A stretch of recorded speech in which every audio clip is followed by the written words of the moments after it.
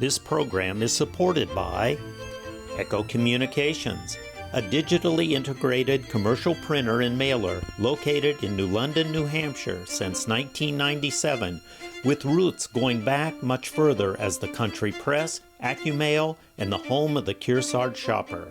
Echo Communications.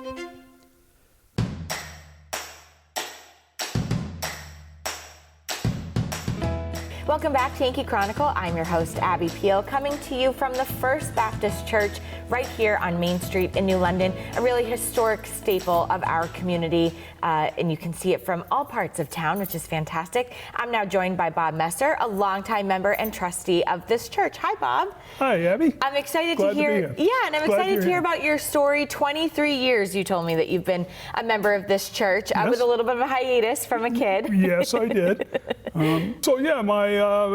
Growing up on a local farm here, I used to have to go to church up here with my grandmother and mother, and when I was 12 years old, I used to always complain about putting my little suit on, and my mom gave me a choice to either go work on the farm or come to church on Sunday, and I chose the farm.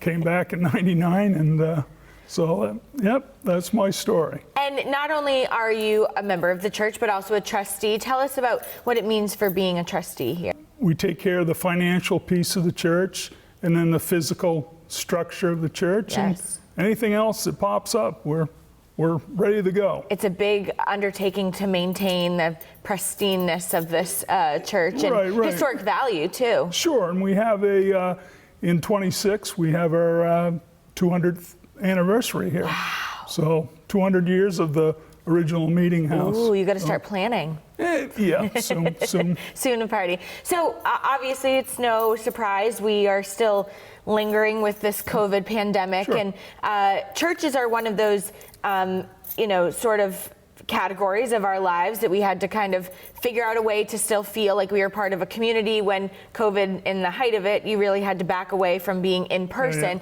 Yeah. And you as a congregation, but also as I'm sure trustees and close to Charles, had to kind of figure out a way to make people feel like they were still part of their church community. So talk about that. Sure.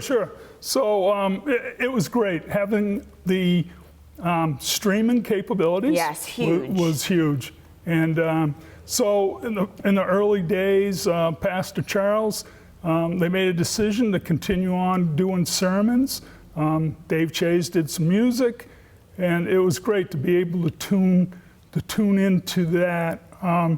It was it was kind of tough at first, thinking that we weren't going to be able to do anything. Right. And then to have that and to keep this faith family going, it meant a lot. And I'm speaking for myself now. Sure. It was super to be able to do that. As followers of Jesus Christ, we know that we love each other and take care of each other, and that's kind of what this all during the COVID.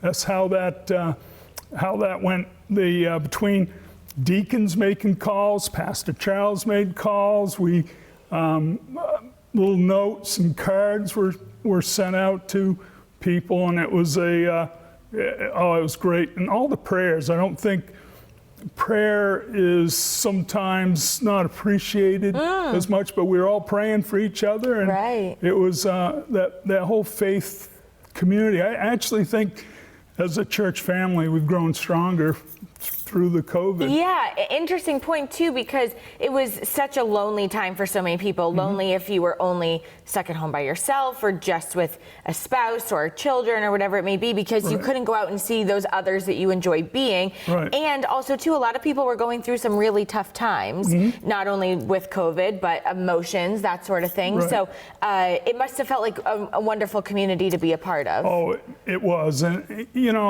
sometimes for me personally, I wonder how some folks get through it without having, like I say, a strong church family community.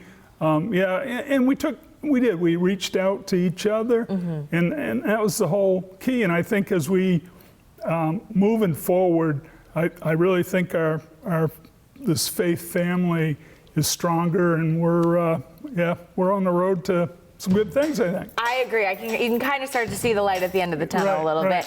Trustee Bob Messer, it's a pleasure to talk with you. Thank you for giving us your history here. Not only I love your story, but also your feedback on the last couple of years here. Thank you. Thank you, Abby. For more information about this church, its activities, and live webcasting services, check out their website, firstbaptistchurchnewlondon.org.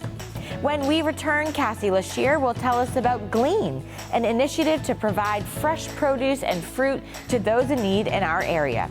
But first, this fresh thought from one of the underwriters of today's Yankee Chronicle. Stay with us, everyone.